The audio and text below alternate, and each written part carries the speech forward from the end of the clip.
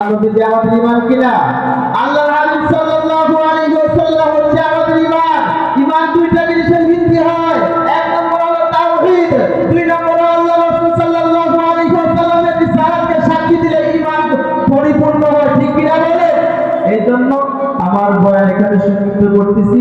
যেহেতু ইন্না তয়লার মধ্যে আল্লাহর হাবিব সাল্লাল্লাহু আলাইহি ওয়াসাল্লামকে খুশি করার জন্য, সান্ত্বনা দেওয়ার জন্য কাউসার নাযিল করেছেন।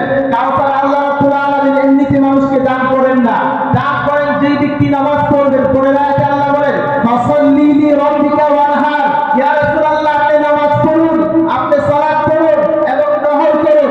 এখানে নামাজের মধ্যে ফাসাল্লি লি রাব্বিকা ওয়ানহার, সালাত মানে বোঝানো হয়েছে নামাজ যে ব্যক্তি পড়ে, যে ব্যক্তি নহর করে, আল্লাহর শুকর করে, ওই ব্যক্তিকে আল্লাহ রাব্বুল আলামিন কাউসার দান করবেন কি করবেন না?